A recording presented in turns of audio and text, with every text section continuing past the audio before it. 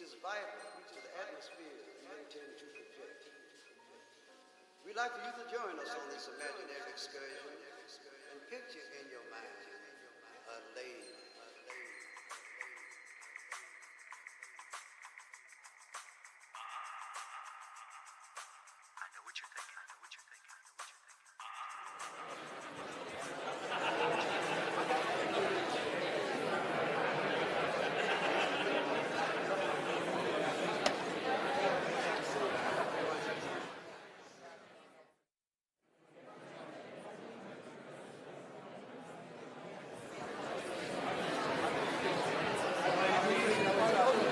Hello, good morning, everyone. Hello, good morning, everyone.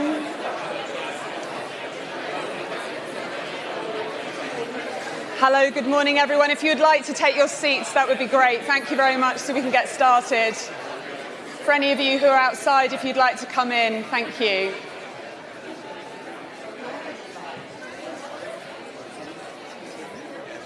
It's all right. That's mine. That's yours.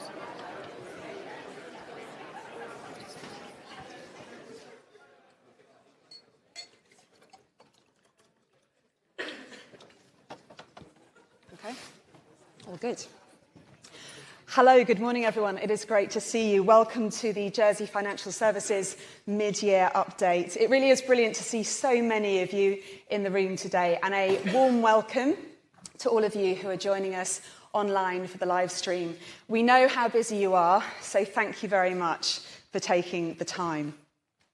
I'm Hannah Shelswell. I'm going to be facilitating our session today, and over the next hour and a half, we're going to be focusing on the work that is underway to ensure that Jersey remains competitive and is competitive as a jurisdiction. And we're going to be looking at what that means for you, also for your business, and of course for our island. We very much want you to be part of the conversation today, and there will be the opportunity to ask questions at the end of our panel session.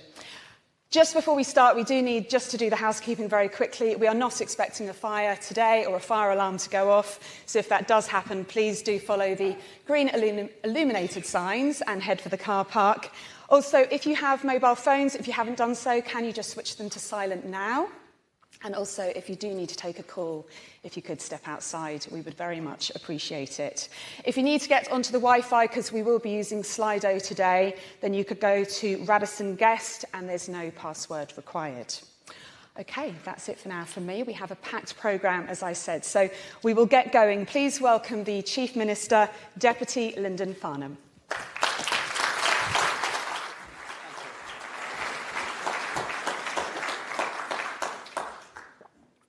Thank you, Hannah. Good morning, ladies and gentlemen. It's a pleasure to welcome you all here today. And I'd like to begin by thanking you for your continued commitment to Jersey's financial services and professional sector. Today marks an important milestone, the first major update on our competitiveness programme, an initiative at the heart of our shared ambition to safeguard, strengthen and future-proof the success of this vital industry. And we all recognise the significance of this sector to Jersey. It is the cornerstone of our economy, accounting for nearly half of our total economic output and providing high-quality employment to more islanders than any other sector. But its importance goes even further. It underpins the revenues that fund our health services, our schools, our infrastructure, and core public services that support islanders every day. And that is why the Government of Jersey remains fully committed to creating the conditions in which this sector can continue to adapt and compete and lead. We do this in partnership with the industry, with our regulators and with the professional bodies and our partners, working together to ensure Jersey remains a centre of excellence in an increasingly competitive and challenging global environment.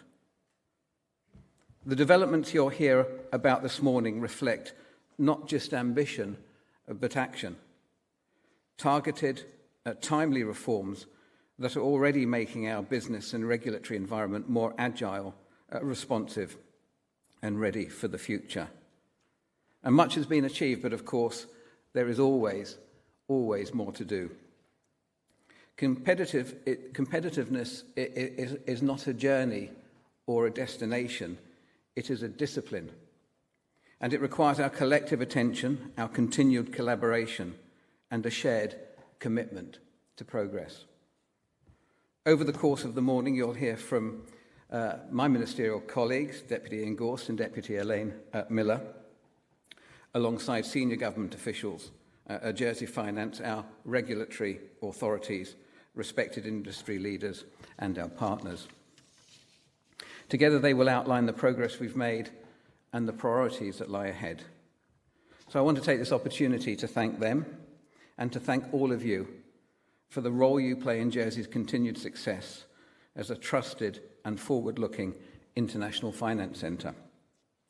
And now it gives me very great pleasure indeed to introduce Deputy Ian Gorst to speak further on the progress made and the strategic directions that lie ahead. Thank you, ladies and gentlemen.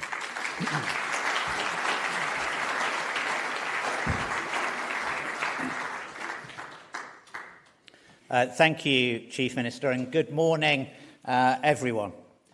Some of you will recall when we last gathered here in November, we were at the end of an intensive cycle of activity as we completed our Moneyval assessment. We can and still should be proud of this achievement. But as I said at the time, it had come at a cost. Stakeholders were exhausted, relationships had become frayed, and the message from industry was loud and clear. We needed to reset, rejuvenate, and get back on track. And most of all, ensure that we were correctly positioned to sustain and grow Jersey's financial and professional services sector. And we have listened, and we are acting. That is why today you will hear from me and the team, not just a to-do list for future priorities, but instead an update on actions completed and substantial projects underway. The Competitiveness programme has required reprioritising activity and funding from within planned budgets, and I am grateful for the backing of the Chief Minister, and I'm grateful for his presence here today, together with the Minister for Treasury and Resources and the Minister for Sustainable Economic Development, and of course the whole team across government, across industry and across regulation. But this project is also about you, and will only succeed if you are not only aware of the work, but part of shaping it and delivering it. And later we will hear about the engagement that has taken place with local firms already and the positive changes that are being implemented.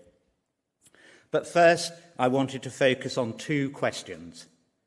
What makes the Financial Services Competitiveness Programme so important for Jersey, and why do we need it now? For decades, Jersey's financial services sector has been synonymous with success. The industry has been the engine of our economic growth and has proved its resilience against international challenges and whilst being buffeted by major global events. The sector continues to bring jobs and investment to Jersey and provides the building blocks upon which our quality of life is built. The numbers speak for themselves and are worthy of repetition.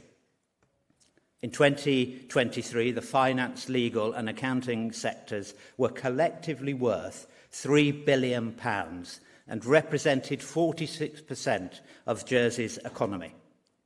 The industry directly provides 14,000 jobs, 40% of tax revenue, and much more indirectly via the tax paid by staff working for companies supplying goods and services to the sector, and via the spend of companies and staff in the local economy.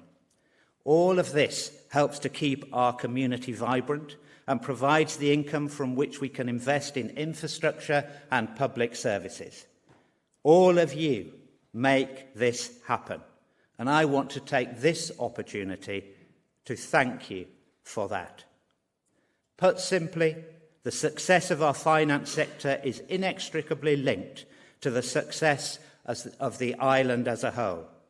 The programme, therefore, could not be more important, and it is a top-level political priority for me personally, but more widely across the government. Secondly, why are we doing this now? The global context makes that question even more pertinent. Geopolitical events, including the US's approach to the established principles of free trade and the rules-based international system, raises profound questions about the economic environment in which we have been operating.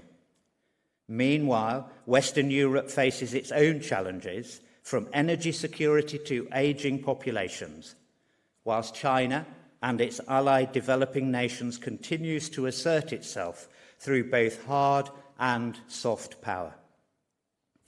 The opportunities for places like Jersey is there for all of us to see. But many jurisdictions, from Luxembourg to Singapore, are ploughing resources into their own future growth strategies. If we stand still, Jersey risks falling behind in the global race to future-proof our economy.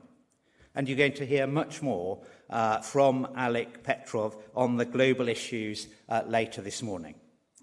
The Competitiveness programme, therefore, has been designed to get the island back onto the front foot.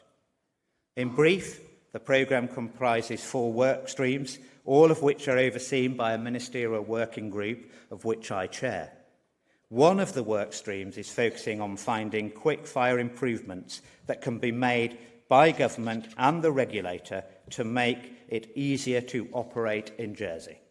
And many of you will be familiar with this work stream, because indeed many of you have been directly contributing to it. And we are grateful for your feedback. Today, I can announce that as part of this work stream and our wider work, I have firstly made enhancements to Jersey's private fund regime through a ministerial order, ensuring that the island's offering remains the product of choice. Secondly, published a revised sound business practice policy which clarifies and simplifies our approach, demonstrating our sophisticated understanding of risk. Thirdly, I will, by the end of this week, have made an exemption order for domestic private lending to reduce the burden on those lenders commensurate with the anti-money laundering risk posed. And fourthly, published a consultation and approved drafting instructions for the repeal of COBO. But this is just the beginning. We will together take more action throughout this year, including on changing thresholds to reporting requirements for beneficial ownership information from 10 to 25%, in line with international norms.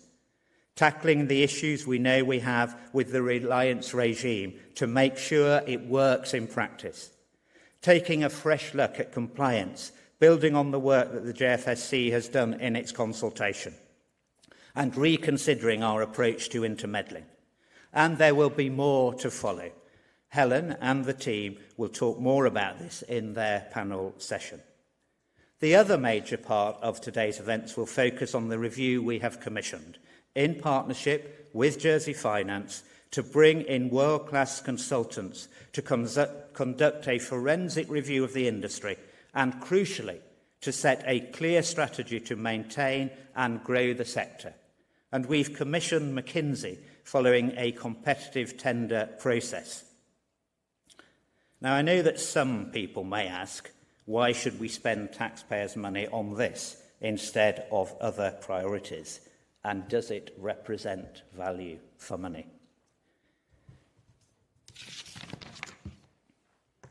Well, I can tell you that we're paying all of this from within my existing departmental budgets.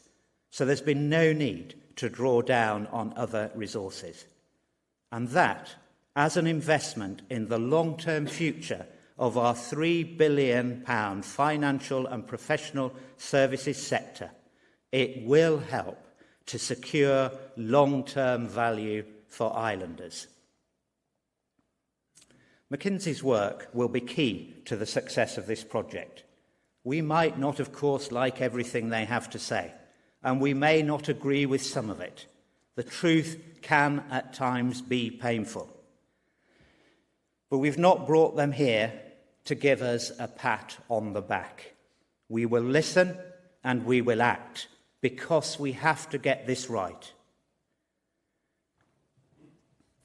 We, of course, have also listened to feedback from industry on the importance of ease of doing business in the tax space. Over the coming months, Revenue Jersey will be working on how to deliver an exciting, enhanced onboarding experience for new-to-Ireland businesses and FS professionals. This will be focused on making the customer experience with Revenue Jersey quicker, simpler, and more intuitive. But we will never take for granted the pivotal role of a simple, predictable tax regime with tax neutrality at its core. And then finally, an independent expert panel, who you will hear about later, will produce a report for government with a focus specifically on strategy and regulatory posture. And Tom Lefevre, the programme's Director of Strategy, will talk through the work streams in more detail shortly, and he will be announcing the chair of that panel.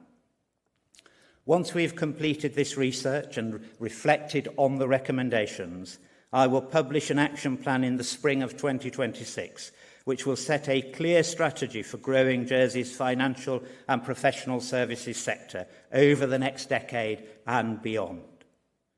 Together, I am sure that we will move forward with renewed clarity of purpose, with enhanced cooperation between our institutions and agencies, and with greater confidence in the future success of our dynamic financial services sector.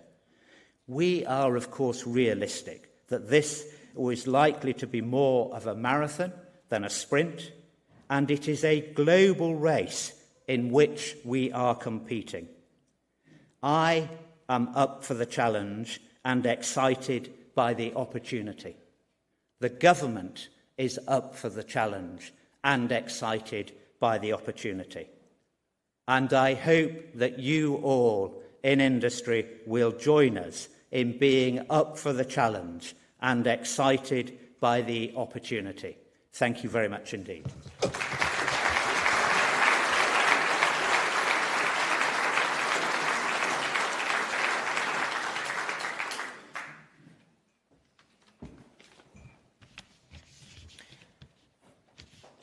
Well, good morning, everybody. As the ministers have said, today is all about providing you and your businesses with updates on actions that have already been completed and projects that are now underway.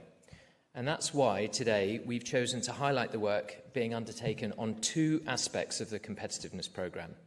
So that's Workstream 2 on business environment improvements and Workstream 3 on the external growth strategy.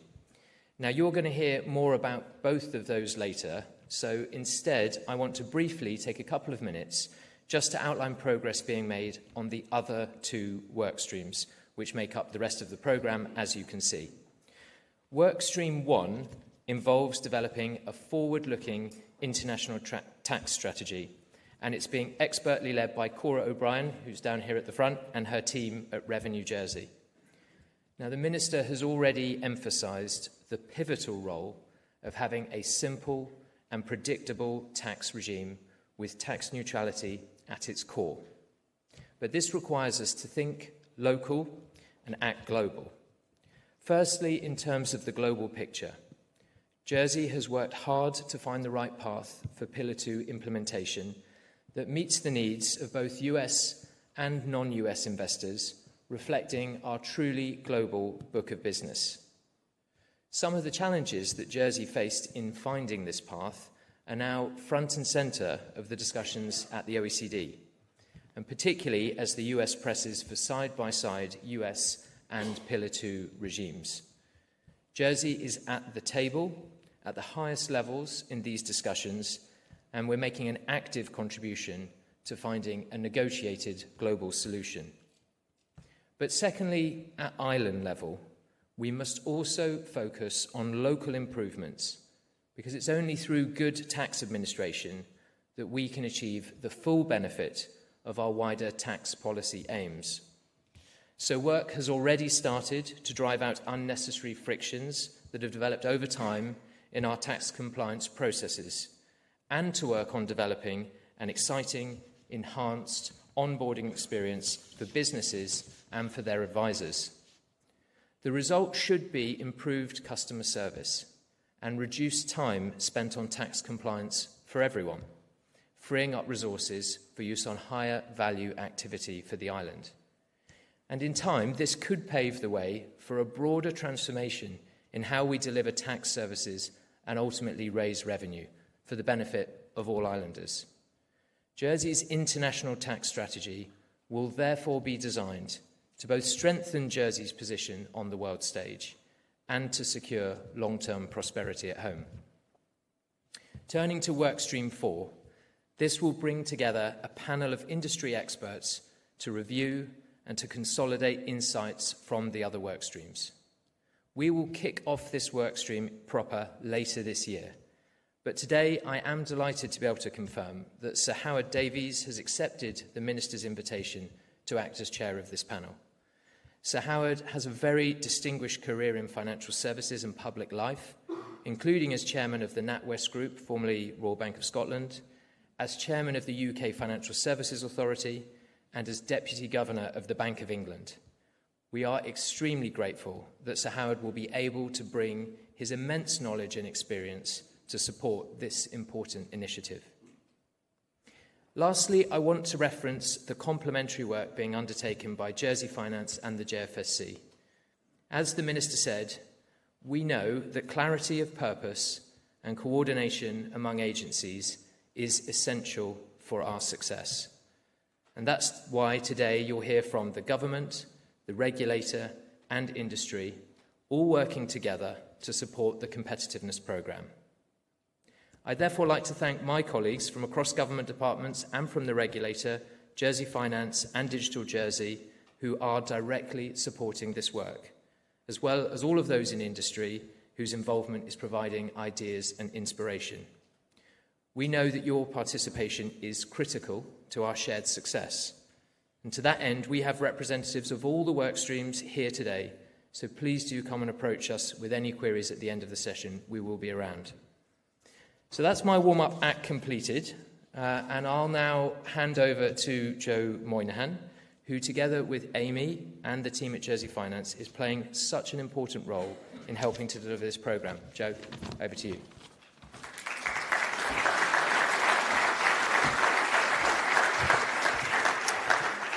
That's great. Thank you very much, Tom. I have my phone, and the reason for that is I've got 5 minutes, and 5 minutes it is, and 5 minutes more. So I've got to keep tight within the allotted time. Thankfully, the Chief Minister has given me a couple of minutes back because he's covered a couple of things that I wanted to say. But I think the importance of the industry is well recognised by all of us in this room. I think probably what we have to do a better job is making sure that the rest of the island understands that and appreciates that as well. I spoke at Chamber last week and said the success of the finance industry helps all of the other industries because our industry spends a significant sum on goods and services and other parts of the economy. Our staff spend significant sums. All of those parts of the economy are essential for our industry to prosper. So I don't think anyone should be considering it's us and them. We're all part of the Jersey community. We have a very successful industry, but it didn't happen by accident. The industry that has been developed over the last 60 years is a consequence of a lot of hard work by a lot of people.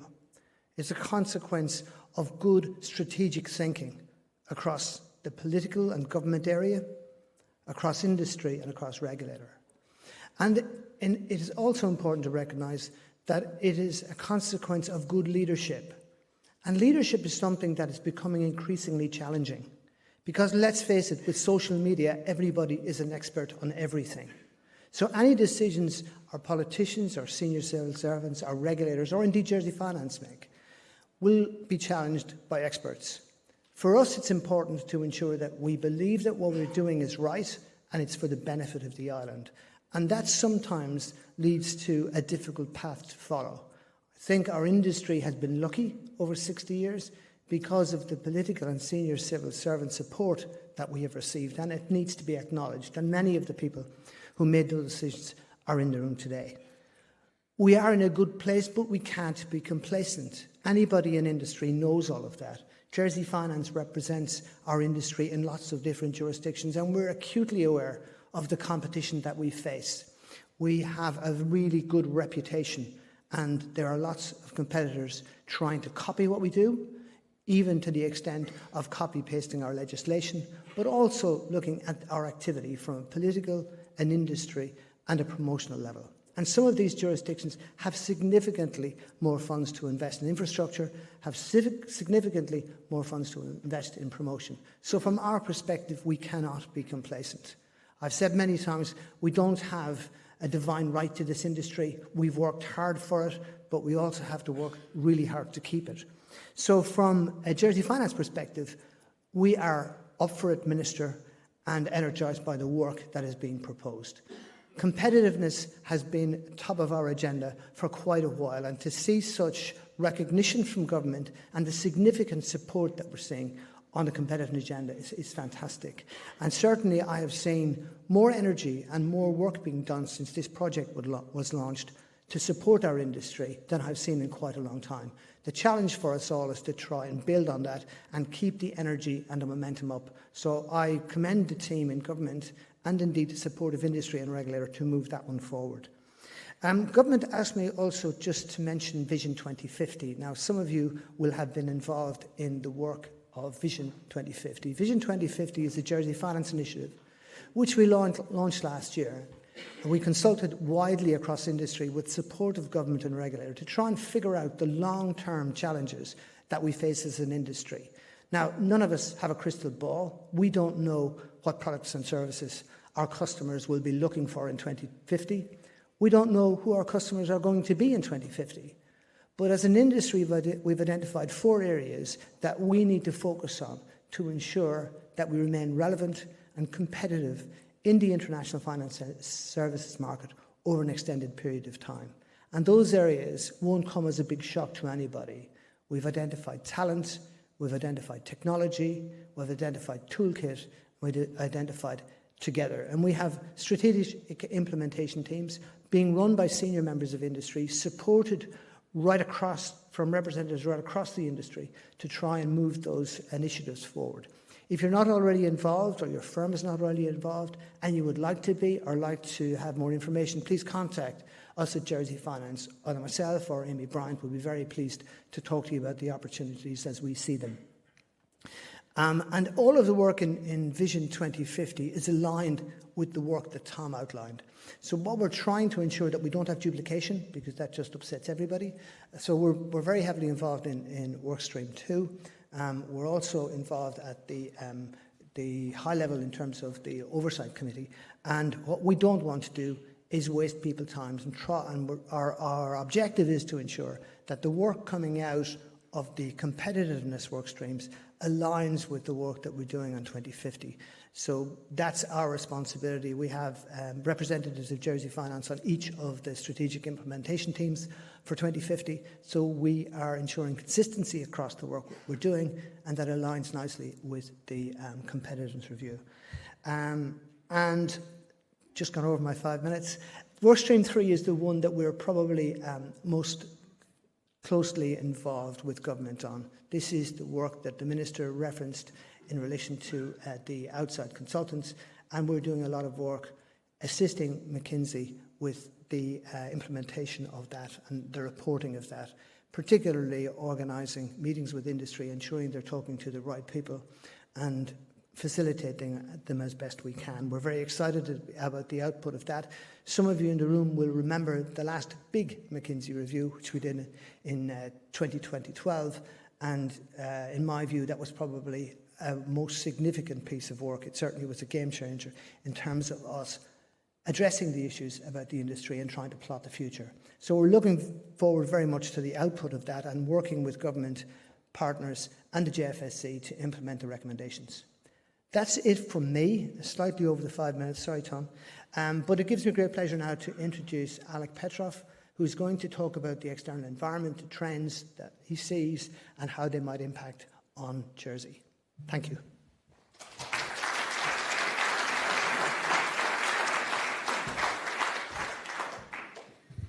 Thank you, Joe. Good morning, everyone. It's a great pleasure to be here. I'm Alek Petrov. I'm Bulgarian by background. I'm also a banker and a trader by background. I spent 10 years in the City of London at Lehman Brothers until we went down in flames in 2008, and I joined McKinsey, becoming a consultant. I also have had a Cater Island account, Jersey Cater Island account, since the late 90s. And part of not an insignificant investment that I have is in a fund, alternatives fund based out of Jersey. So as a consumer, a customer, I'm well familiar with the benefits your beautiful island has to offer.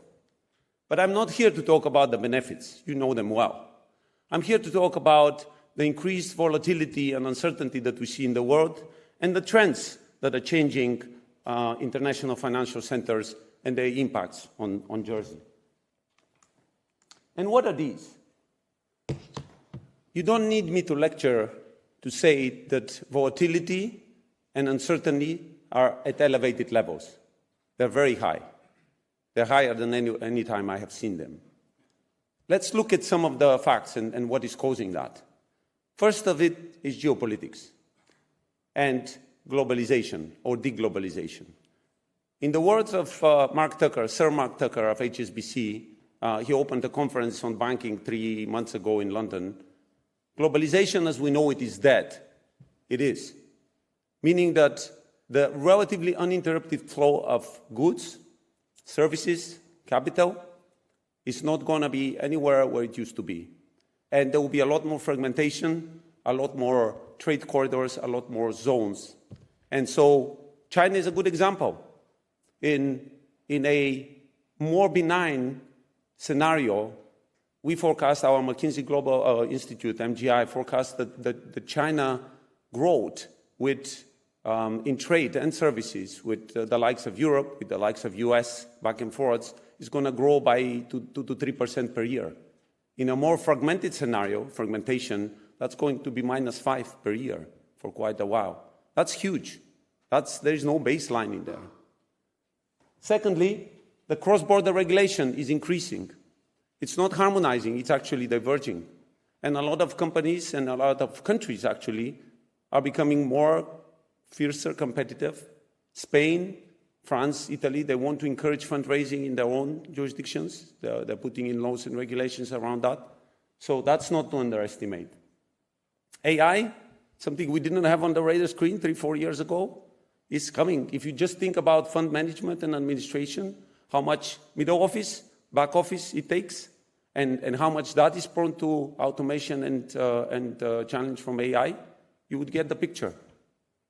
And then macroeconomic and interest rate shifts being very volatile, you don't even need me to talk about.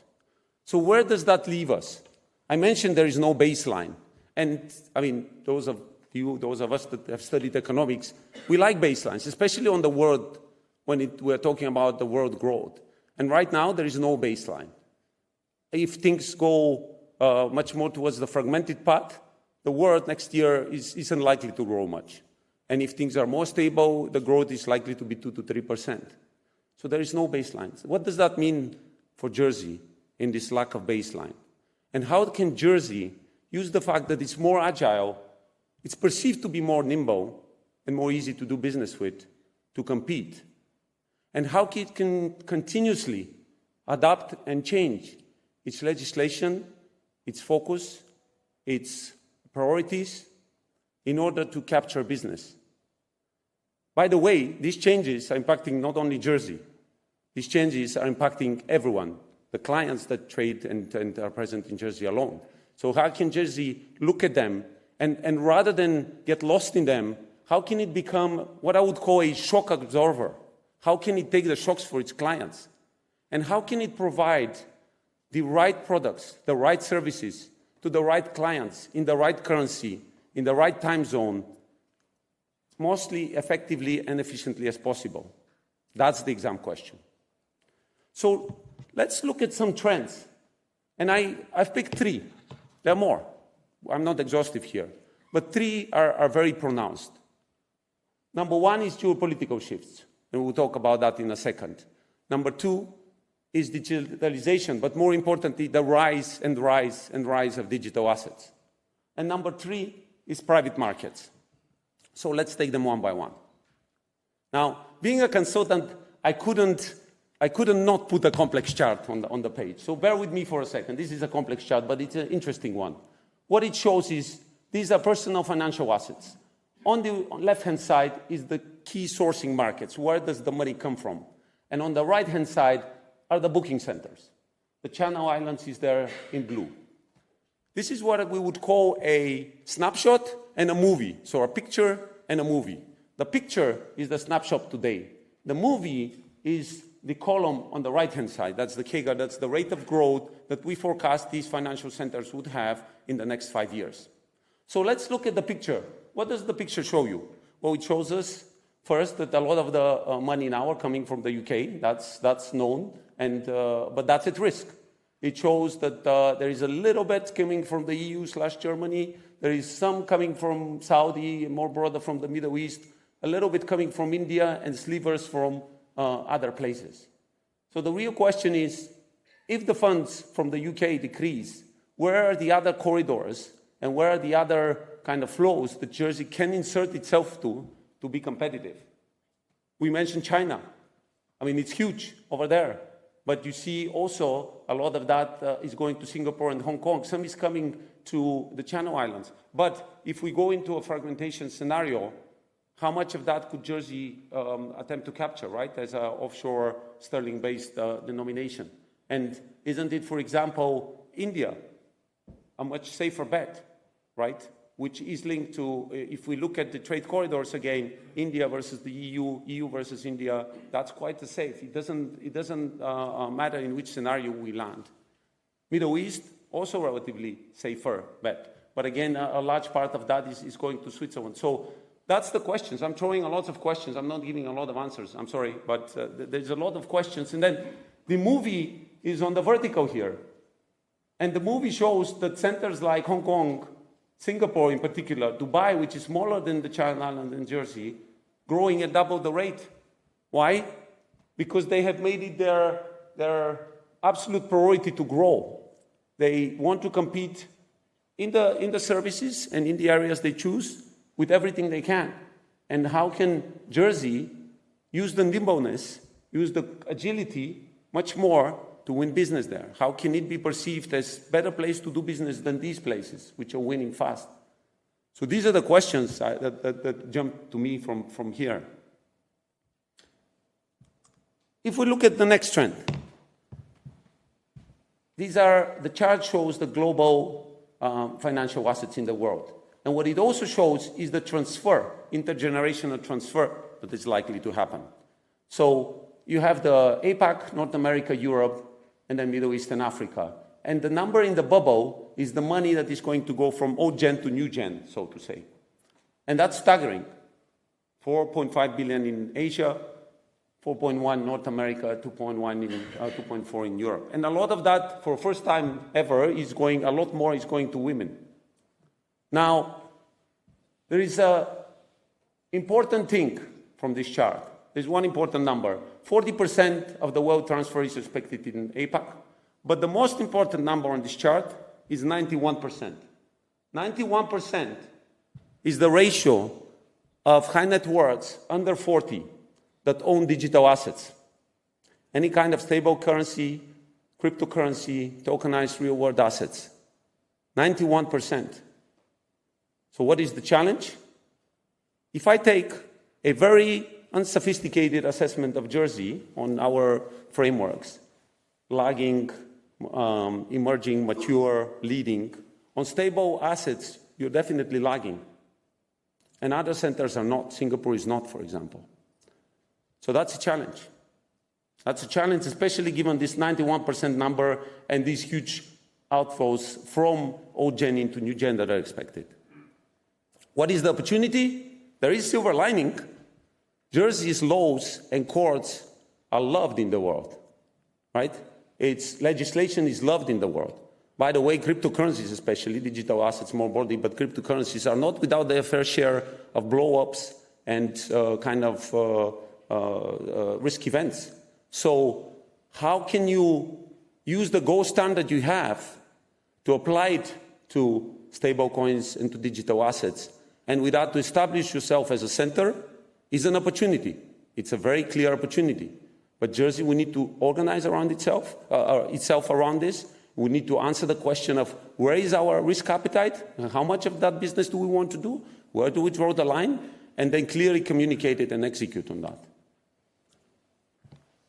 And the third trend that I wanted to talk about is private markets. That is a little bit more boring chart, and it shows growth in asset management size by segment. Now, the more interesting thing on this more boring chart is the bottom part. So whereby everything is expected to grow over 8% per year for the next 4 or 5 years. The bottom part, which is private markets, is expected to almost double and become 15% of the market of assets under management. Why is that? Well, private markets, depending on the time period, depending on the markets you focus, but they have been perceived to outperform public markets. They increasingly attract more money. They increasingly attract more high net worth money as well. And so this part of the industry is going to grow, and the funds that manage it are going to grow. So what are the challenges? Oh yes, there are challenges. Challenge number one is that the funds are in a consolidation mode. So larger funds are buying smaller funds, and they're buying especially smaller funds in independently domiciled in jurisdictions like Jersey. So the industry is consolidating. And as it's consolidating, also the funds have a choice of where they make the bases and where they make the headquarters. And they might choose 1 or 2, but they wouldn't choose 10 or 6. So this is a challenge. What is the opportunity? Well, the opportunity is that fund products are getting more and more complex. Feeder funds, kind of structures. And Jersey is not scared of complexity. I mean, if I look at your history, you were doing complex stuff 30, 40 years ago.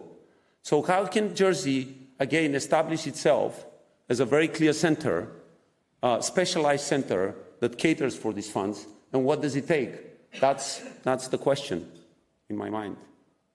So where does that leave us? Where does that leave us? This was by no means a recommendation on what Jersey should do. What I wanted to do is illustrate a couple of key trends that are shaking the markets and that are creating volatility and uncertainty and that people are losing sleep over. So what Jersey definitely should do is take time and effort and resources to analyze these trends and choose a couple of bolder bets to focus on. We're on an island. I cannot stop but make a naval comparison. Jersey, for me, is a pocket battleship version of the UK. And it should choose 1 or 2 or 3 bets. Call me trader if you want, right? It cannot diversify way too much. It should carefully choose and then go and execute. And if you do that, I believe you have a bright future. Thank you.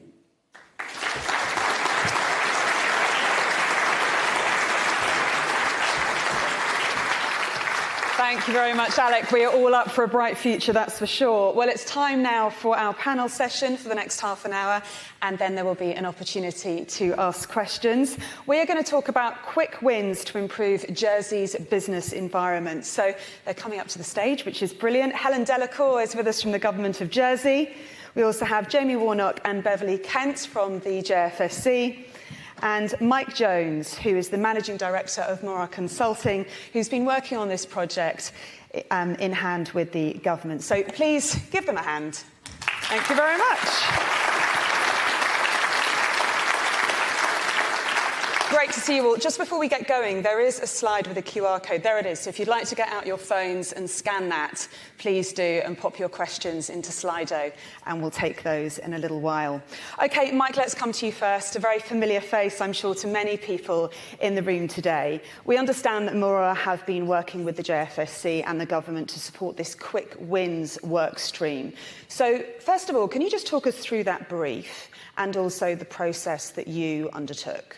Sure. Thanks, Hannah. Morning, everyone.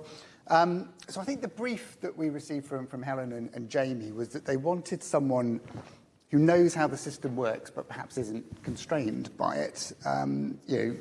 We didn't have the existing to-do list that, unfortunately, a lot of people on this stage today do have, the business plan, the international commitments, the sort of post-Moneyval action plan, you name it, it goes on and on, the usual stuff. And then our brief was to facilitate discussion, to gather ideas, to be bold. We were definitely given that instruction, to get industry to open up. If I'm honest, that wasn't too hard as part of the process. But then equally, I think Helen and Jamie wanted us to filter out some of the whinges, filter out some of the longer-term thoughts and pass them to Alec and McKinsey and the team for Workstream 3. Filter out the impossible, but most importantly, I think we had a sort of bias to action. In short, our brief was very much to get stuff done and quickly, and that became the mantra as we worked through the various stages, and we continue to do so. Also, we created some bandwidth for the team. There was a genuine view from industry that you perhaps can't solve some of the existing problems that we perhaps have by doing things the same way, by doing things the same old way. And maybe arguably that's contributed to some of those problems and challenges that we faced. So being outside the system, we had the freedom to do things a bit differently, perhaps sort of break some rules as we were doing it. When we were speaking to people, we also forced people to come up with solutions too. So you couldn't just say you didn't like something. You had to say why you didn't like it and what you suggested we should do about it. Ideas didn't make the list unless people had at least tried to work through some of those steps. What's the alternative here? What could we do? What should we do? We obviously then worked with the teams to sort of finesse those ideas. We also forced people to step back from their own particular self-interest, their own firm, maybe even their own industry, and trying to think about what's the right thing for the island, the sort of greater good. In terms of process, it was a lot of meetings. We invited, you can see on the slide here, all of the industry bodies to contribute. So that's the JFA, JBA, JATCO, Law Society, all of those industry bodies. We spent a lot of time with all of the agencies too. So obviously, Jill, JFSC, and their team, the commissioners, the senior team at the JFSC, Revenue Jersey, FIU, Information Commissioner, again, everybody you would expect us to speak to and spend time with. Key ministers, key civil servants. We had 2 all-industry events where there was about 40 people at each of those events, broad church of industry representatives, and perhaps some of those sort of traditionally underrepresented sectors as well. And many in the room, I can see familiar faces, took part in those events. So thank you for doing so. We also, because we're a bit mischievous, decided that we weren't going to play it safe and perhaps come up with a handful of easy, quick wins, but some really bold ones that we thought would significantly move the dial, perhaps change the narrative on Jersey and what we were thinking of doing here. So to a little extent, we ignored the brief that we were given. We stretched quick wins as far as humanly possible, some challenging conversations with regulators and government on that in terms of, you really think this could be done quickly? We were asked for 3 or 4, but we came up with 6. We also added some just do it options, sorry, Jamie, and some wider structural suggestions too. As for the output, it wasn't just that word cloud that you saw on the previous slide. There was a report that was produced for ministers and for the JFSC, and all of the ideas were captured. So that 249 that you saw on the previous slide, they were captured, they were ranked in terms of speed and ability to actually make the changes, sectors that were impacted, the growth opportunity that came from those changes, and then that was all sort of neatly packaged up and given over to Helen and the team. So quite a lot going on then. So Helen, can you tell us about the findings so far and then what's next? Yeah, certainly. So firstly, thank you, Hannah. Thank you, everyone, for being here. And thank you to Mike and the team for ignoring the brief they were given. Well, as the Minister said earlier, we're up for this. We're up for the challenge. We want to get these things done, and we recognise the importance of the high recommendations that came through from the report. And I don't think any of you in the room will actually be surprised by the 6 that are sat there in front of you today. But alongside those, and we will come into those in more detail later, because as the Minister said earlier, we've made good progress on some of these already. It's not just a to-do list, it's about getting things done. There were some other priorities as well around access to offline forms, frequency of fund statistics reporting, issuing updated guidance quickly, and looking at the intermeddling offence. I guess what's next? We've got those 250-ish items on the list. There's a process for government regulator to undertake in deduplicating, kind of cutting through what's actually on there. Are they just comments? Can we deliver them? And once we've done that, we'll look at communicating with you further. I think the key thing for me that's come out of this work stream was around the positivity and the energy that we're feeling. We're all committed on this stage to delivering on this work for you. Industry is equally committed, and we can't do this without you. So thank you to everyone that's been engaged and taken part in this process. Thank you to the JFSC, to Jamie for co-sponsoring this piece of work with us. For me, that's really critical because it gives you the comfort of industry that both government and regulator are bought into delivering this work. So we will come into these in more detail and tell you where we've up to because we have ticked them off, but I'll let the panel talk to those as well. In terms of what's next for us from this list that we haven't moved forward as much as of yet is looking at the reliance regimes. So that's not just enhancing the legislative framework. We'll look at that, but we're also looking at whether there's an opportunity to explore a KYC platform for the jurisdiction. So working closely with Beverly, we'll be exploring with some providers what they can offer and how that might benefit the industry. The MLCO function is on there.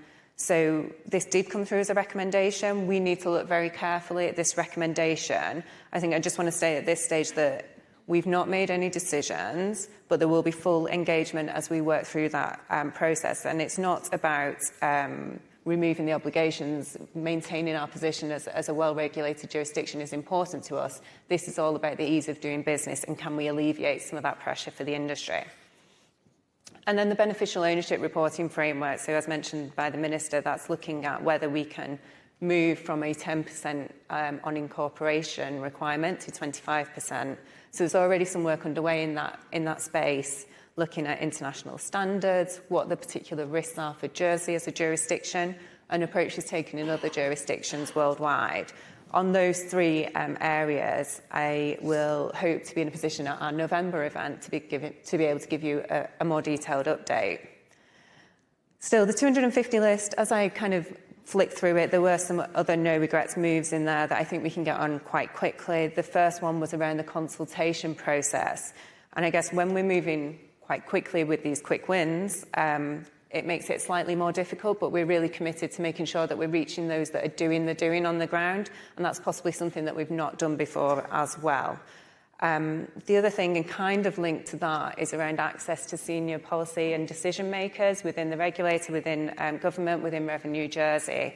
So we've already set up some quarterly meetings. The first one will be on the 15th of December, and then one on the 2nd of March next year. And what we'll do is, nearer the time, we'll let you know the team that we're going to field and the topics that we're able to cover at those drop-in sessions, and we'd welcome you to come and talk to us and make sure you've got access to the right people in a safe environment. So I guess for me, a huge thank you to everyone that's been involved so far, and I don't know whether, Mike, we come back to you and we can talk about COBO. Sure, COBO, dear old COBO. It came up almost as much as Schedule 2 in our discussions, and Schedule 2 came up a lot. The consultation paper on COBO is out now, so please do read that and reply or attend the drop-in sessions that there will be. Most of you in the room will be very familiar with COBO. It is a complicated network, spider's web, that sort of touches various bits of our industry. Fixing it, therefore, is perhaps even more complicated. So you've got a complicated regime, and then it's a complex fix as well. But you've got to move beyond those two steps and just imagine the simpler world that we will be in without it. And that's what I would urge you to do when you look at that consultation paper. It's necessarily quite lengthy. We did our best to reduce the length of it and the number of questions in it as much as possible. It's really a handful of consultation papers, quite frankly, all stitched together. You can just respond and just read the one bit that is of interest to you, and you'll see from the headings that it's neatly broken down in that way. In a nutshell, we think it's served its time, and it now adds more friction than it needs to, and it doesn't necessarily reduce risk as much as it should do. It's largely been replaced by other more modern regulation. You know, some of you will be familiar with its history. It was originally a post-Second World War capital controls framework, and over time it's just grown arms and legs. And, you know, what should we do for this new thing? Oh, let's just use COBO. We saw an opportunity really to streamline our overall regulatory framework with the removal of COBO, something, incidentally, Guernsey did 17 years ago, without any significant increase in risk if we did so. So for some capital markets transactions in particular, there was a strongly held view within industry participants that we spoke to that the COBO consent step was unnecessary and it added very little value. Some replacements or fixes may be needed for certain areas, and we're looking at that quite carefully. You know, JPFs, you've already heard some developments on that this morning. Existing JPFs get COBO consents. Certain digital products, you know, get COBO consents. So there is some things that you'll see in the consultation paper. We've suggested some solutions, and we genuinely do value industry's input into how we should solve those. But in other areas, we can perhaps just simply remove the need for this approval. So that's the COBO plan. Thank you. And then I guess I'll take Schedule 2. It wasn't a surprise that Schedule 2 was top of the priority list. What was important for us is that we're looking at moving forward. The past is done and we draw a line from it and we recognise that we can move forward and that we've had a bit of scope in terms of changes in international standards that allow us to reassess based on the data that we now have what we can do in that space. So the thing that came through to us more recently, while we tried to work at pace on this, is that we absolutely must get this right now. We're not going to get another chance. Thank you again to the JFSC, who had the initiative of setting up some working group meetings for us, which I've hijacked to some extent to talk about assessments of risks and where we can identify mitigations that reduce the risk in certain spaces, looking in particular at the moment at private lending and the PTC space. The upshot of what we want to do is deduplicate some of those AML obligations that have been layered over where it's appropriate to do so. So while we'll continue to work at pace on that, we are hearing what you're saying about getting it right. So bear with us, but we are absolutely committed to resolving that in the short term. Not on this list, but I wanted to call this out as a little bonus for everyone in the room today. So the JPF is our success story in Jersey. As of March, we had 750 of these registered. But I think as we've heard from McKinsey, as we've heard from the ministers this morning, we just can't be complacent. So I'm really pleased to be able to pick up on what the minister announced earlier in the signing of the order, that as we speak, we'll have press releases and guidance going live. So don't worry about scribbling this down. But as of the 6th of August, we will be lifting the 50 offer investor limit on the JPF. We will be expanding the definition of professional investor. We will allow listing of JPF interests with the JFSC's consent. And thank you, I guess, to the JFSC for the final element. We'll be introducing a 24-hour authorisation process for JPFs submitted by registered DSPs. A huge amount of work has gone into this in a short space. Really grateful for my team, JFA in particular, JFSC, Registry, everyone for turning this around. I think it's a really positive advancement for what is a popular product in Jersey. So I just wanted to give you a bit more detail on that, but bear with us. The information's going live this morning. Jamie? I think I'm talking about sound business, aren't I? I think, but before I move on to that, just to echo the thanks on the work on the JPFs, I think it really is a prime example of industry, regulator, government coming together, doing something really positive, really at pace. And it's not just us policy folk. We can fall into the trap of red penning a document and thinking, great, everything's fixed. But actually the ops that goes in behind that and the efforts from the guys on authorizations and registry to make all of that actually work. So we can say lots of great things and it sounds brilliant, but the people who bring it to life and make it work have put in a massive shift to make that happen. So in terms of sound business practice policy, I guess Mike said the mantra of the programme was get stuff done. Actually, that's a bit of a lie.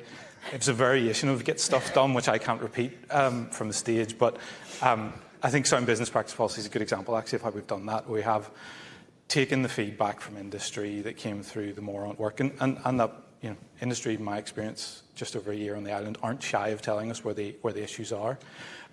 We've taken that on board between government and regulator. We've sat down and we have really challenged ourselves in terms of the sound business practice policy. What needs looked at in there? What could be improved? Where have potentially other risk mitigations developed in the meantime since the policy was last looked at?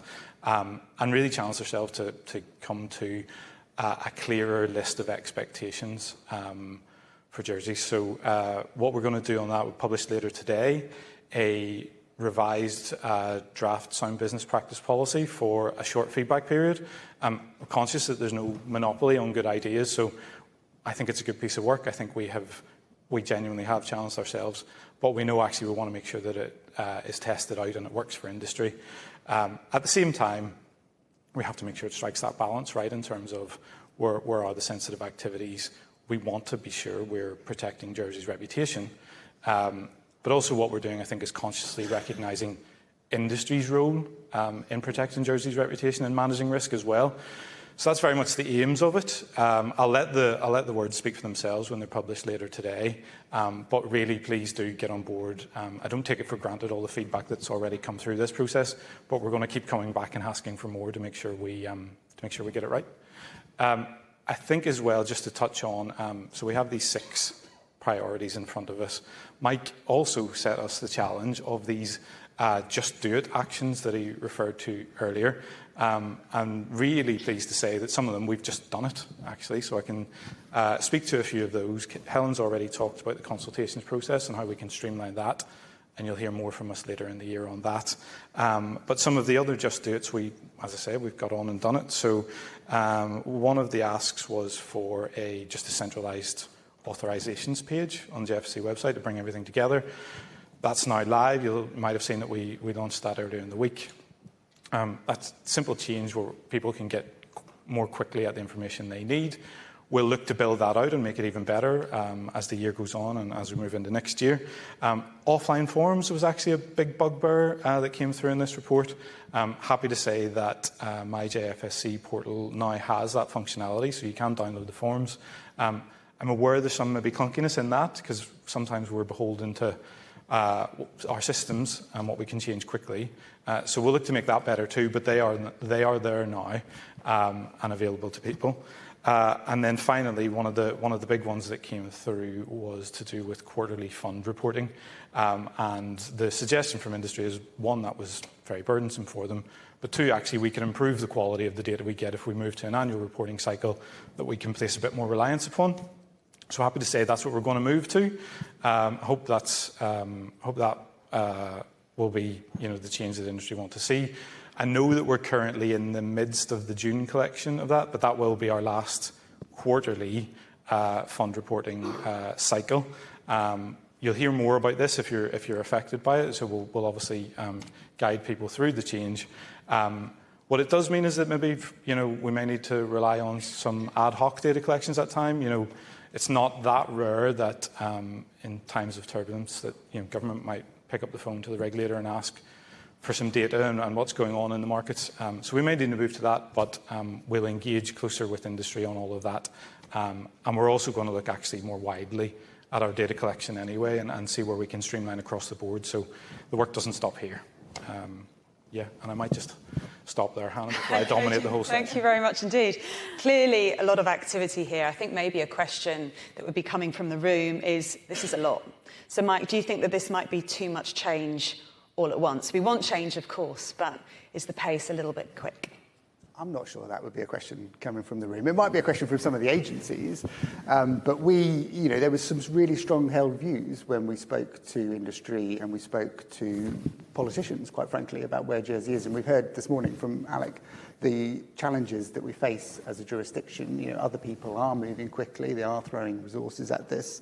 Our brief was very much the challenge to stimulate activity quickly, and the initial recommendations either do that or they start major projects so that the work can be progressed and we can get to the end as soon as possible. As Helen's mentioned, there was more in the report, but we have recognised we need to work our way through it and sort of prioritise and work our way through that list in due course. Helen's mentioned some of the next cabs off the rank. I think 10% on incorporation is quite clear, so I won't spend any more time on that. Just in relation to reliance, from a AML perspective, this is, you obviously can do it here in Jersey. The money laundering order allows you to do that. But some people felt that the additional steps that we have in here in Jersey, in relation to some of the ongoing monitoring and testing requirements, it meant that a lot of firms are no longer doing it. It's actually quicker, simpler, perhaps even safer just to do the CDD yourselves, and that results in pain, that results in duplication for users of Jersey's finance industry, results in a lot of admin. And this came up time and time again, primarily from the banks, but also from the funds industry. This was raised with us, and there was a view that we just seem to be going a little bit further than other jurisdictions do here, particularly banks that have got entities in multiple jurisdictions. That's not how we have to do in some of our other jurisdictions. So can we please enable practical reliance on regulated firms to conduct CDD, JFSC regulated firms? Can we reopen the conversation on the shared KYC platform that some of us will be familiar with, we've looked at before, and can both of those reduce some duplication? And our view was very much yes on the first question. You can make some quick changes to enable practical reliance. You need to think that there might be some consequences, there might be some alternatives that the JFSC might need. But we can do that in the short term, and then let's make sure that KYC second question goes into the McKinsey workstream. The third one that we touched on, that we haven't really given any more details on, is this sort of MLCO role. And just to sort of share a little bit of context here, it came up primarily because there's a lot of work that's already in train. JFSC did a sort of detailed key person consultation paper, and there was a view from industry that, is there a way to reduce the financial crime burden on firms, and perhaps more importantly, key persons?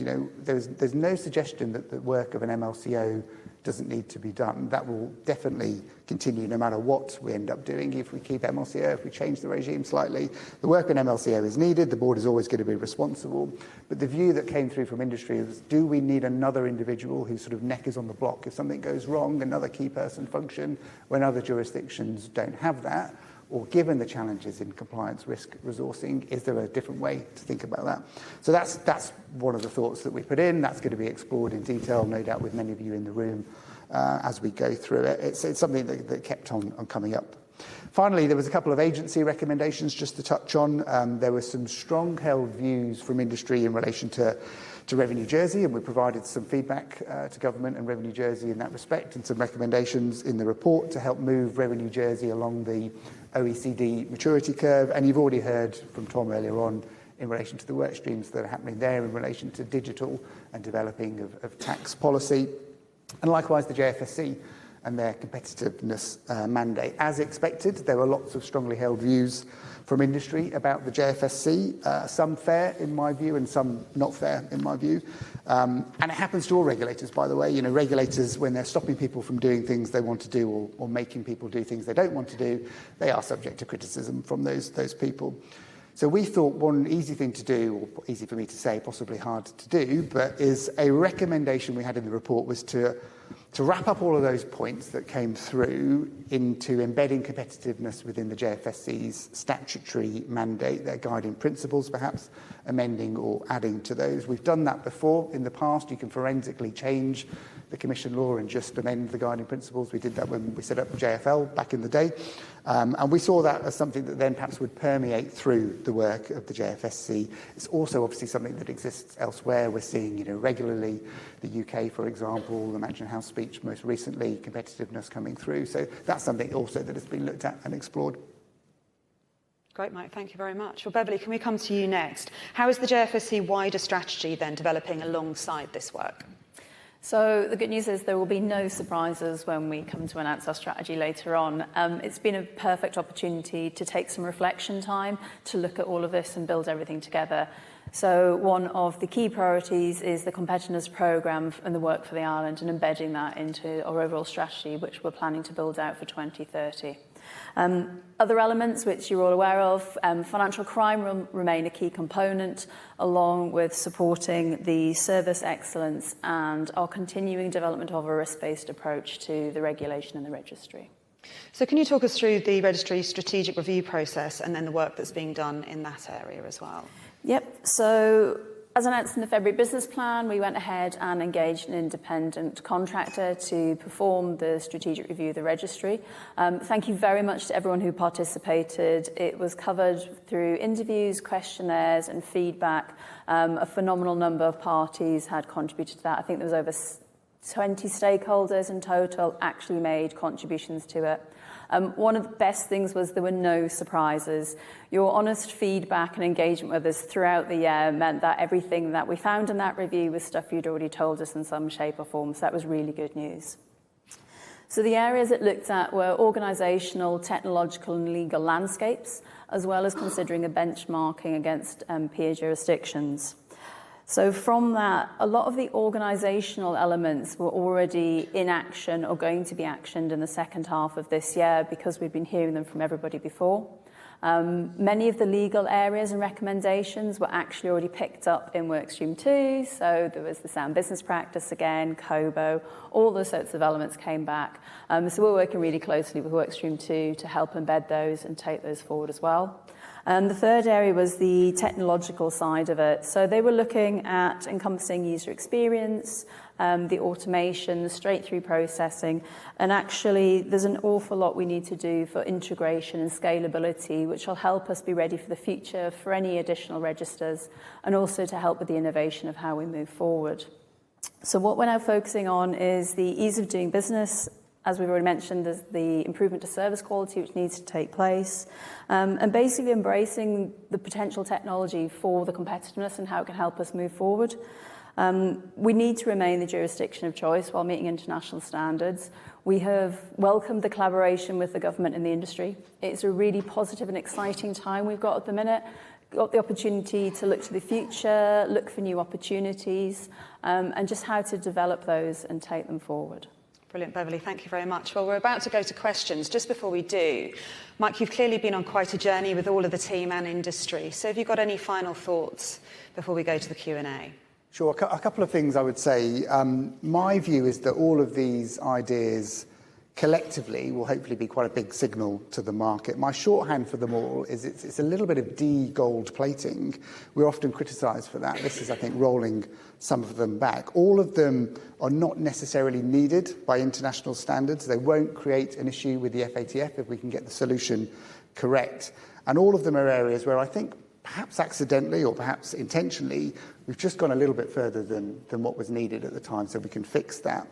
The final point I would say is the JFSC and government are often criticised, but credit where credit's due on this. Not only have they started this hugely important work stream, but they've been the instigators of some of the best ideas. You know, the sessions that we had with the JFSC in particular, I was quite surprised by some of the ideas that were coming through from that room in terms of like, wow, okay, we think that is a possibility. So, you know, credit where credit's due there. They've worked also, particularly Helen and Jamie, quite frankly, at incredible pace in responding to our sort of relentless detail on the how and us demanding things move quickly, because that's what industry asked of us. And we said, we promised you we would feed back, and we did feed it back. So from us and from all attendees, thank you both for that. Brilliant, Mike. Thank you very much. Well, if you haven't done so, please scan the QR code. There's lots of questions coming in. Please also vote on the ones that you want to be asked, because there are a lot of them. And we're going to start with this one, which is the most popular. We are leading on KYC technology, but industry still uses legacy paper-based processes that are less efficient and pose a higher data risk. What can we do to change this? Okay, do you want me to take it? Yeah. Sorry, I was looking at Beverly. No, I'll go. So, yeah, this is something that we're really interested in exploring. And as I said, Beverly and I are going to meet with some providers and see what the options are. And we think that if we can get the right signal coming from government and the regulator and the registry, then hopefully that inspires and gives industry the comfort that it's acceptable to use these technologies going forward. And I think from our point of view, we're already seeing quite a few of sort of like industry using some of these electronic KYC providers. We've issued consultation papers on it. We've already done some, whether it's supervision thematic visits or my own team when they go out and do their visits to check the registers. And how they're being used, we're seeing them being used well. There's, from our point of view now, it's improved. There's no less findings. So those things are out there and people are able to use them very, very successfully. So we do encourage others to also take those forward. Okay, thank you. Jamie, did you want to add anything at all? No, I think the work coming out of the reliance action is really, really critical. I think there's not. It's super tricky. It really is. And as Mike alluded to, I think there's been a few attempts at this before which have fallen by the wayside. So it is difficult. But I think it's something, again, getting some momentum into it. Actually, I think the scale of opportunity is really big there. This is the next popular question, an interesting one. Is there work going on with other Crown dependencies? Many firms are multi-jurisdictional and different approaches make the islands difficult to work between. Is there anything that can be done there? I think we're really fortunate to have our joint Channel Islands Brussels office, which does bring us together in certain areas. We can't forget that we're also competing in some spaces, so it won't necessarily always be the solution to work together. But I think the two main areas that jump out to me off the top of my head are beneficial ownership, where we're absolutely aligned with our colleagues in the Crown dependencies, and also APP fraud. We're trying to bring together a united response to that to make sure that it works for the industry. I'm not sure if anyone else can think of anything else. Yeah, so the other one we're currently working on is the modern intellectual property register. So we've been working closely with Guernsey, and that's not so much about competing with Guernsey, but actually being able to, once we've adopted this new modern register, that actually people will be able to make it much easier to actually register in both islands. Thereby we're both benefiting from being able to provide services for the same product. Two other thoughts from me on that one as well. Obviously, many of the people that we engage with and Murat operates in many of those other Crown dependencies and IFC, so we've been able to feed in best practice or what we've seen happening in those jurisdictions, and obviously many of the firms we spoke to likewise. So where there has been a Guernsey does this better suggestion, we've obviously been picking up on that. Okay, next question, bit of a list here. We have a company register, an MPO register, a land register, a data controller register, a register of residents, a tax register, and others, all run differently by different organisations with different processes. Is this optimal? Everyone's looking. We're all looking at you. I'm going to say, I think we've had discussions with the government when we've been going through this process. Some of those registers themselves actually naturally sit with the government because actually, from the point of view for what we'll currently call the companies registry, but ultimately we are a business registry. So certain elements of it don't really reside with us. But as we've already seen, we're taking on the intellectual property register. It's being modernised. And that's the other reason we need to change and look for the technological solutions to actually be interoperable, more scalable, whether or not they necessarily sit all within the same home, shall we say, allowing each other to share the data, so thereby actually there could be less burdensome on the actual parties having to complete them, is something we're definitely taking forward. This is an interesting one, and it came up the last time we were together. To compete in financial services, Jersey needs to be able to retain and attract top talent. Jersey has real challenges in this regard. So is this being discussed at all? Is this going to be part of the work stream? It came up a lot in our conversations. What we can't necessarily do, that came up a lot. Rewrite the entire regulatory architecture came up a lot. It's quite hard to fix those things quickly. I know Joe mentioned earlier on that the JFL Vision 2050 has got 4 work streams. I'm not on the talent one, I'm on one of the toolkit ones, but I know it's definitely being looked at in quite a lot of detail. It will definitely come up in the McKinsey work stream as well. We had the initial session where we were working out where our opportunities were and our challenges were, and you need to think about the resources that we have available to address some of those. But I don't know, Helen. Yeah, I think we're absolutely alive to the issue around skills and talent in the island.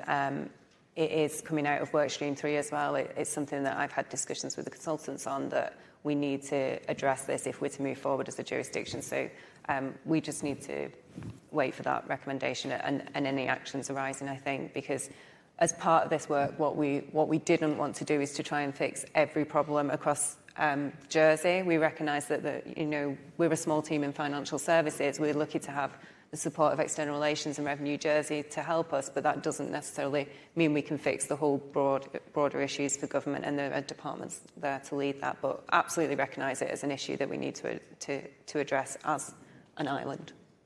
Another process question here. Regulatory supervision based on manual point-in-time assessments is costly, both for regulatory and industry. Is there an opportunity here to move to real-time data sharing? Alec mentioned AI. What are the opportunities there?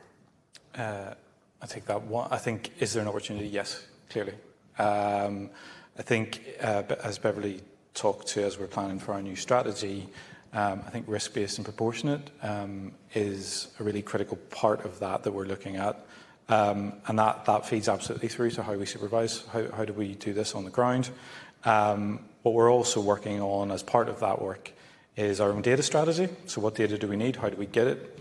How do RegTech and SubTech work in that framework? So it's something we are really conscious of.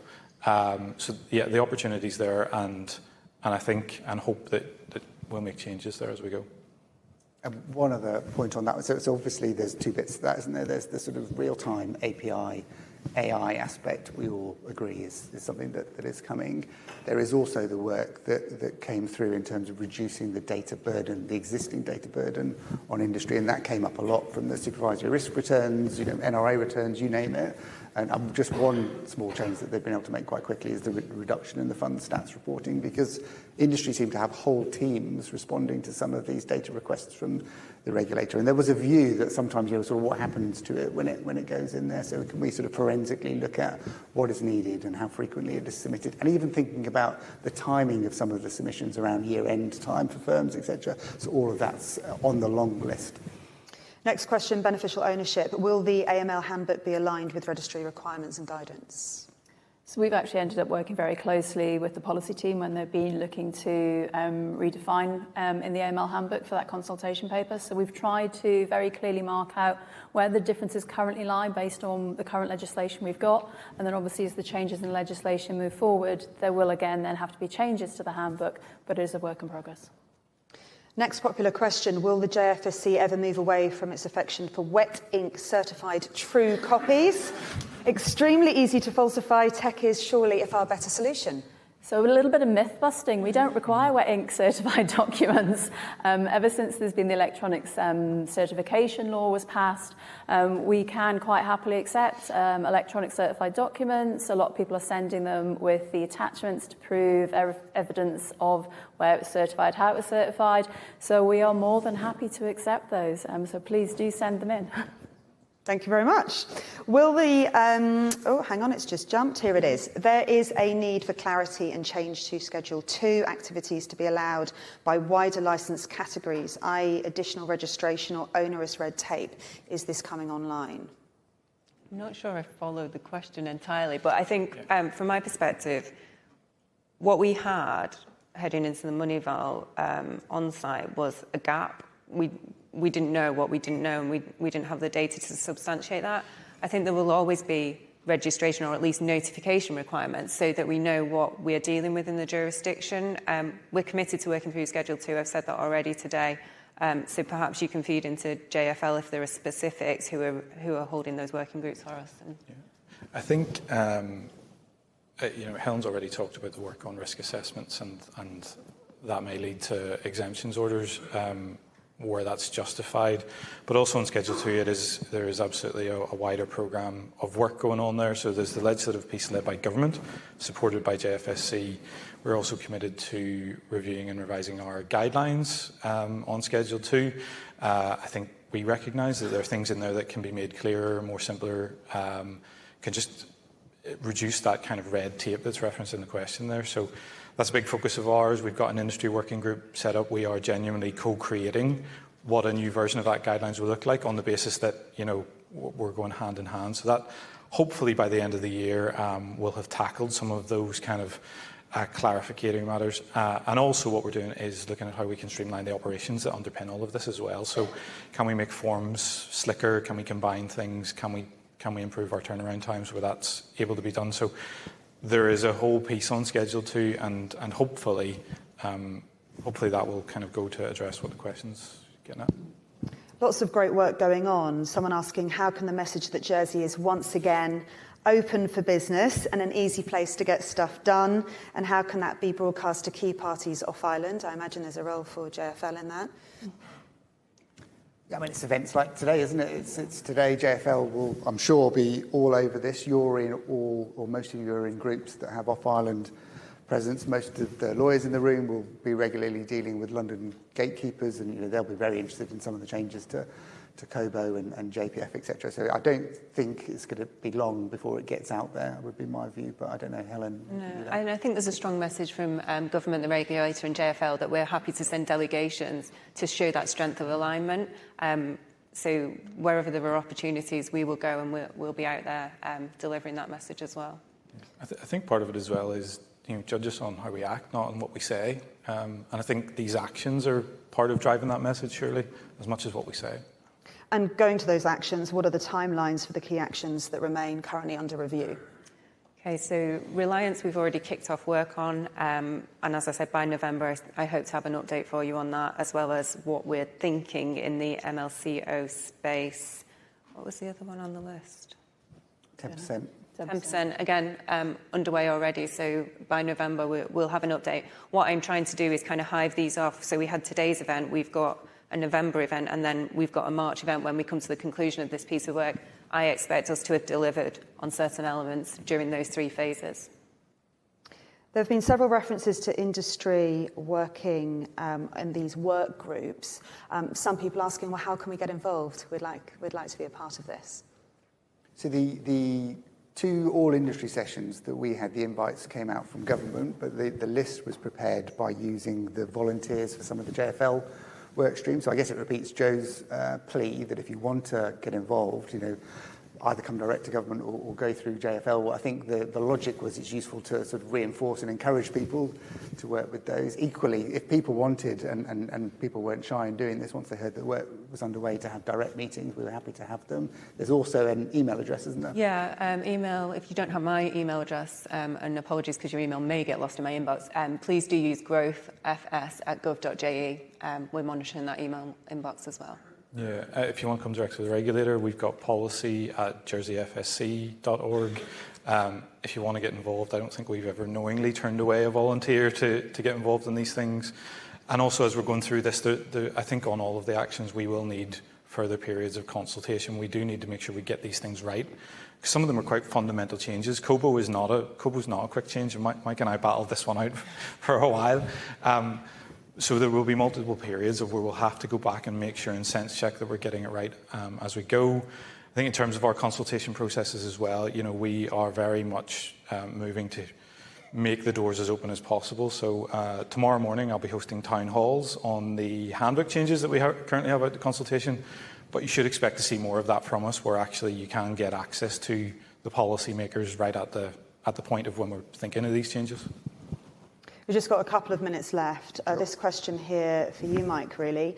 Further to the point raised by McKinsey about the opportunities offered by digital assets and how Jersey is lagging behind competitors, who did Murat engage from the VASP sector? Yeah, good question. It didn't come up a huge amount in our conversations, partly because I guess it's a bit of a longer term and McKinsey work hadn't kicked off when we started. There were 2 or 3, I better not name them because they might not appreciate it, 2 or 3 people in the all industry sessions. It also came up quite a lot from the Law Society. I'm sure you'll all be quite familiar with 1 or 2 lawyers that perhaps specialise in this as a sector, and those were the views that were raised with us.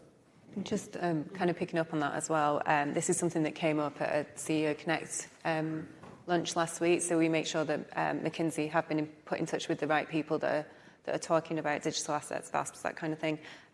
We're absolutely committed, I guess, on my side. Only yesterday, one of the members of the team had a course approved on regulation of digital assets. I know JFSC are looking at courses, and some of their team have also undertaken that kind of thing as well. So it is on our radar.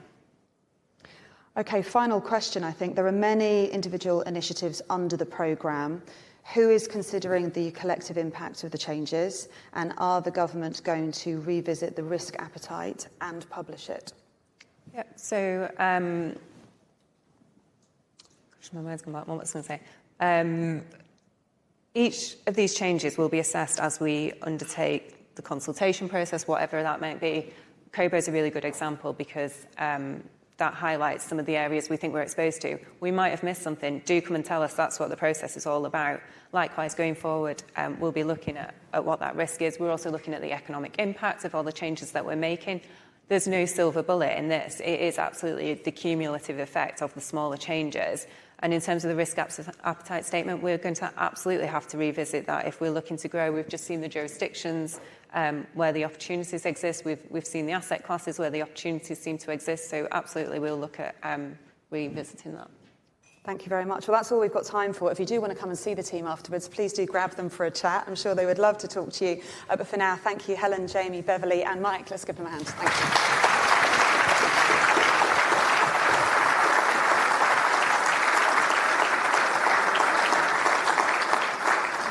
Right, just before we close, we are going to hear from Deputy Elaine Miller, Minister for Treasury and Resources. So please welcome Deputy Miller.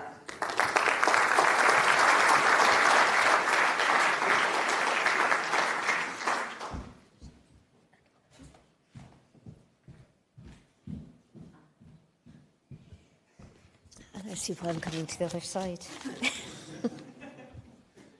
Good morning, everyone. You've heard a lot this morning about the exciting work that is going on to increase the competitiveness of Jersey's financial services sector, so I will be brief. The Government of Jersey is absolutely committed to sustaining and growing this industry, the industry that powers our economy and, quite frankly, sustains island life as we know it. You have heard that we have invested time, energy, resources and funding into getting this project off the ground and ensuring that it moves forward with energy and vigour. We are determined to get this right, to set our financial services sector on a path to sustained growth over the next decade and beyond. It's the right thing to do now, not just for the industry, not just for government, but for the benefit of all islanders. And I am also determined, like Deputy Gorse, that this will be a long-term commitment for government, with funding and resources available to turn the recommendations in the expert panel's report into reality. But we cannot do this alone. Earlier this morning, you heard from the two external partners, one local, one global, who we have brought on board to provide no-nonsense assessments of where we're getting things right, where we're getting it wrong, and what needs to change. As you will have heard, we are already acting on some of your ideas for quick impact changes to our business and regulatory environment. And that brings me on to a very important feature of this programme of work, collaboration. This will only be a success if you are actively involved in shaping its outcome. Many of you contributed to Mourant's work earlier this year, providing important feedback on which we are now acting. And for that, we are very grateful. But if you're sitting here today with more ideas, please don't keep them to yourself. It's imperative that we maintain a close working relationship between government, industry and the regulator, and our door is always open. There is much work to do over the coming months as the programme team and the consultants carry out their vitally important work and the expert panel, which will deliver the final report, is constituted. I hope to see you all here again on the 24th of November. Please do mark that date in your diaries, when we'll be able to give you a further update on what has been achieved this year and what you can expect from 2026. Thank you for joining us this morning and enjoy the rest of your day. Thank you.